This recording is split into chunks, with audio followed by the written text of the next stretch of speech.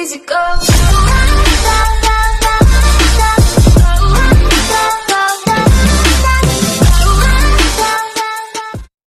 السلام عليكم، ازيكم يا شباب؟ يا رب تكونوا بخير. معاكم طارق في فيديو جديد. النهارده هشرح لكم طريقه تحميل الالعاب من قناتي.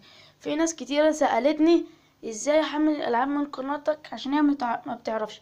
في الاول خالص احب اشكركم على 50 مشترك يا شباب، وكمان عايز ازيد اكتر من كده في الفتره الجايه ان شاء الله، ويا ريت تدعموني اكتر من كده. في الاول خالص مثلا هخش على اليوتيوب وهخش على اي فيديو انا كنت منزله قبل كده. سوري يا شباب.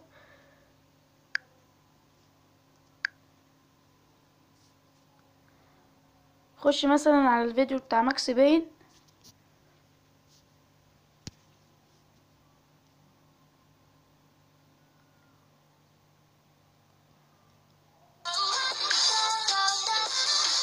واجي هنا هنزل تحت عند الوصف، هحمل مثلا الاي بي كي من على الميني شورت.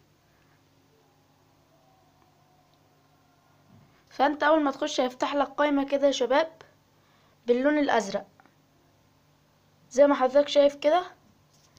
هتنزل بقى، تبدا انت تنزل تحت خالص عند الخيار ده، ماشي؟ فانت هتضغط عليه اللي هو باللون الازرق، اللي هو كليك هير تو كونتينيو، او اضغط هنا للاستمرار. بعد كده هتنزل تحت تاني، هيبدأ يعدلك من اول 10 ثواني، هيبقى 3 2 1 0. هتنزل بقى تحت هنا على جيت ذا لينك،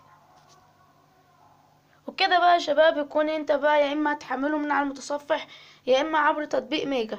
فكده بقى يا شباب الطريقة سهلة اهي زي ما حضراتكم شايفين. والسلام عليكم ورحمة الله وبركاته.